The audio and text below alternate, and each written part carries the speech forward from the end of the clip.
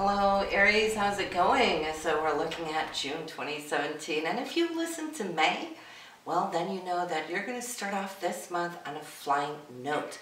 And why is that? Well, we got some great aspects coming in that's going to secure you. It's like you're grounding or rooting, growing roots in an area that you're feeling very confident about. And I feel whatever it is you're starting here, top of the month, could actually give you some longevity. It's like you're being powered up and anchored down by Saturn. And Saturn is in a great aspect of the Sun, which is you, even though Saturn is retrograde still until August 6th, right? But it's bringing whatever situations from the past that you once worked on, maybe left, coming back around. This time it's more like hitting the reset button and you're good to go again. So the Sun this month, you are focusing more on communication, maybe short distance travel. Some of you are having vacation, of course. It is, after all, June. But the third house is all about not just how you communicate, but what you communicate, right? It's going to be really a month where you're sharing. Now, last month in May, it was more about focusing on your financial situation. I feel that that is pretty much wrapping itself up. Mercury is still there, though. And so Mercury still has another 10 days or so to work it out, to actually kind of like do the press, right, with the iron, getting all those wrinkles, getting all those ducks in a row. And then Mercury will be joining you, too, in this area. So from that point on, you will just feel how you can start turning a new corner, so to speak. What I do like to see is that you are empowered now also with Venus in your first house, which is all about just having all that extra additional free energy from the universe, which is charisma. Venus has, both in May, but here also in June for a little bit longer, been just exuding all this beautiful Venetian energy. So you're extra attractive. You will have this with you until Venus moves into Taurus, into your second house on the 6th. Then she's going to shift focus from you having upgraded yourself, maybe hairstyle or wardrobe or whatnot, to focusing on your money area. And Venus rules this area so that you have like this double whammy energy that's really working for you in the sign of Taurus, none the least, and Taurus rules Venus. So in that sense, I feel that this month, after the 6th, could be really good for you. You could see more money coming in, but also when Venus is here, money may also be going out. So you want to keep an eye on that. Maybe you just feel that it's time to splurge a little bit on yourself, and all that is good too. We have those little binges every once in a while, right? Because the second house isn't just money as far as values, it's self-value, right? Self-esteem and so forth. And so there's times that you just want to boost that, and Venus will do it for you. But you can also attract more money, so hopefully that will balance for you. Mars this month is still in the sign of Gemini, where it was last month, and it's working its way through. As we start the month, it's 27 degrees, so it will be changing signs into Cancer on the 4th. So I can see how travel and busyness, day-to-day activities, back and forth, to and fro, right? That's going to start slowing down. Then you're going to be focusing more on your home, your family members, maybe getting projects done around the house. Maybe it's time to, redo the garage, the loft, the cellar, whatever it is. But Mars is going to power up for the last 3 weeks here, where focus is on the home, property, real estate, but also family. So we have Jupiter finally going direct. That will happen on June 10th. And Jupiter for you has been cruising through your relationship house.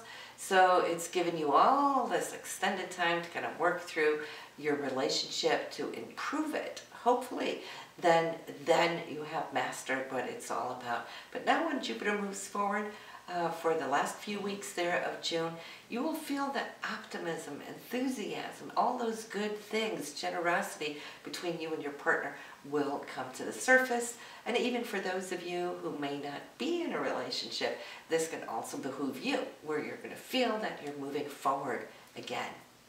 Saturn is retrograde until August 26th.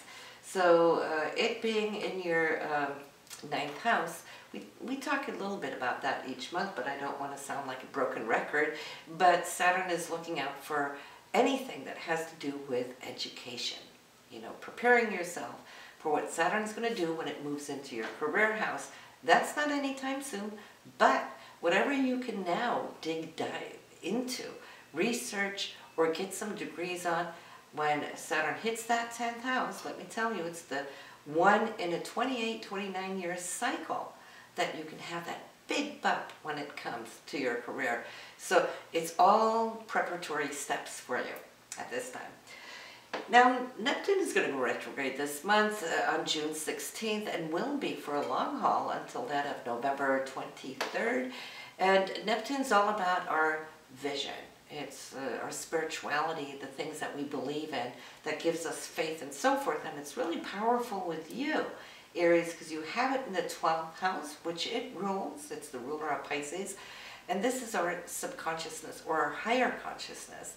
So I could see how so many of you Arians have been really listening within. And I think that's the whole magical key for you. Listening to your dreams, right? Meditating, asking questions to spirit, not out there in the world. Ask internally. Ask and you shall receive. Now you have like this beautiful open pipeline to the cosmos that the other sun signs, they don't have it. You're the ones that are empowered. This is why it's exceptionally important to you. And, you know, I just want to remind you of that, because being an Aries ruled by Mars, you're normally so focused out in the real world, right? And so that's where your attention goes. But for those of you who actually take a deep breath and remind yourselves that listening within is where true growth comes from. Then we have Pluto. Pluto also still retrograde until September 29th. Pluto is that area of our chart where we're transforming slowly but surely. Pluto moves so slowly. For you, your Pluto is in the 10th house, so it is career. Right now, yes, it is retrograde. Not too much taking place on the career front, perhaps, but it's more like I can see that this is a time, while it's retrograde, that you're embedding all the things that you took in as new inspirations or new tasks, new projects, and so forth. So you're taking that learning experience and integrating it. So let's take a look at what we have. We have the Sun and Saturn on June 1st, and that's where I'm saying we're starting off the month with wind under our wings, and that's because we ended May fantastically. If you haven't heard it for a while, you might want to re-listen, just so you can get that wave all lined up so that you can make the most out of these aspects. But yeah, it's really giving you good ground roots, whatever it is you start right now.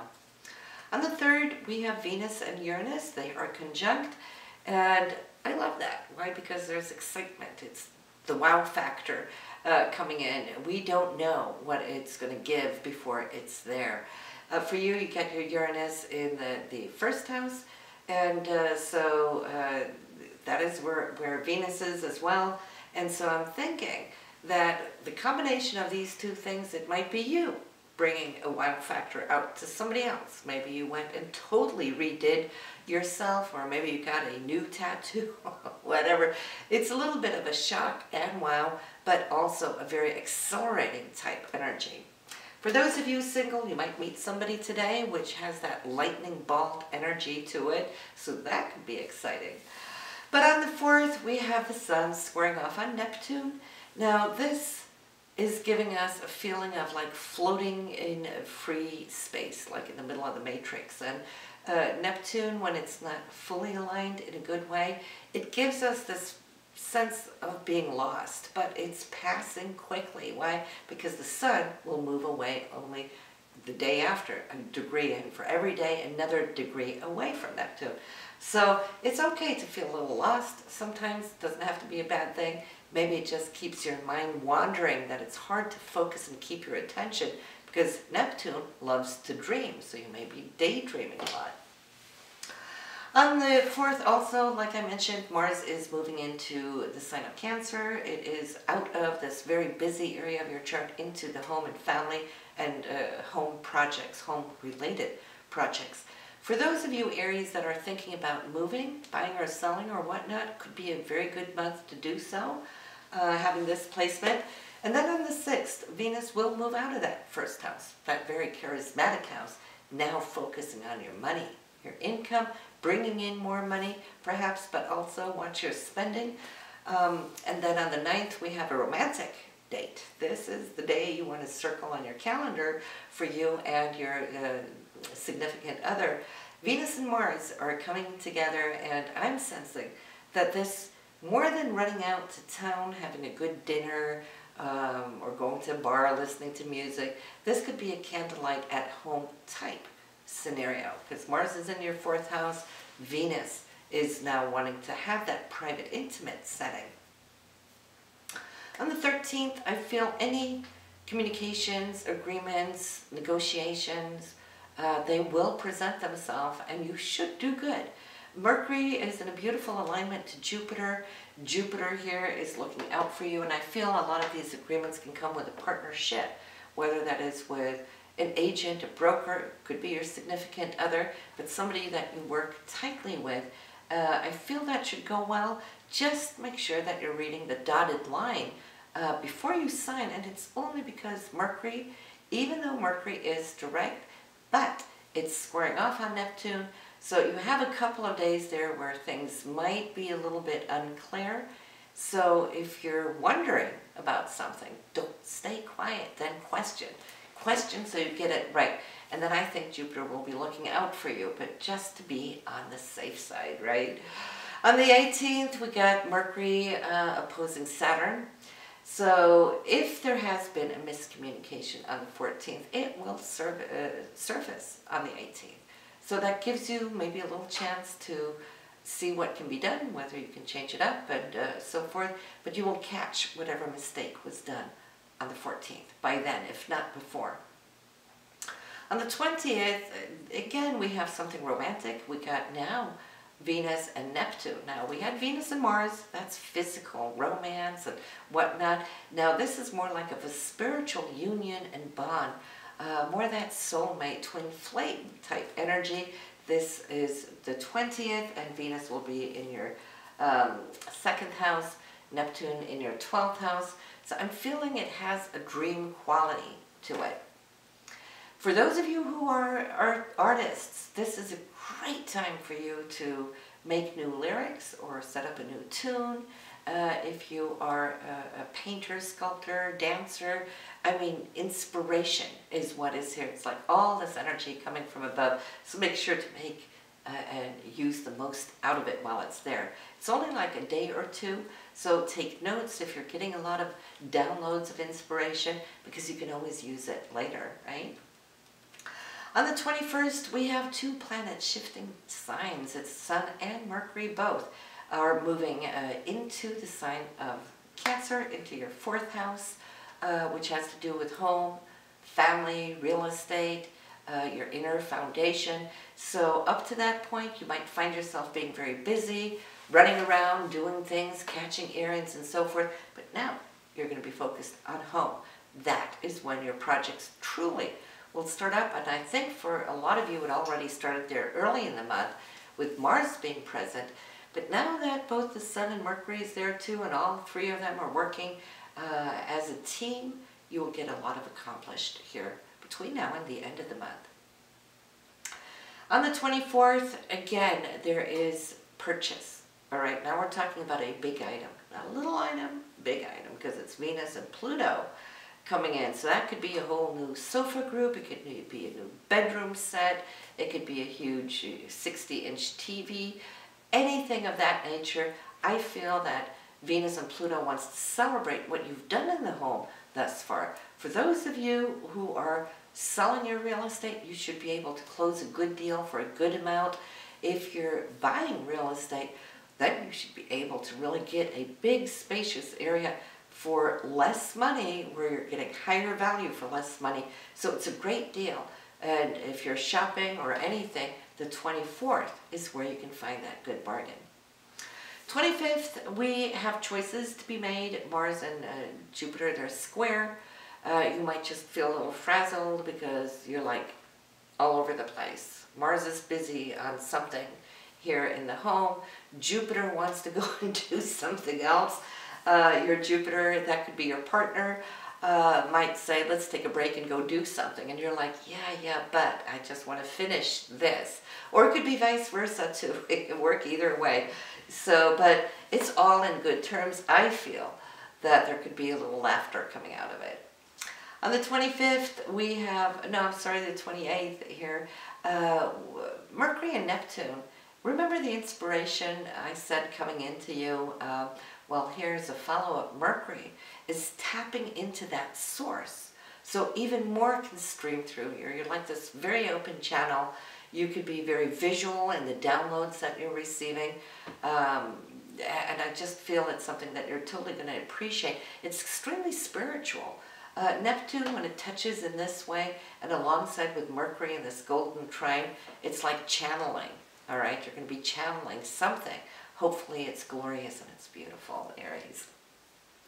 We're ending the month here with a Mercury and Pluto, and they're opposing each other. So that might just be a situation where you're going to have to tackle.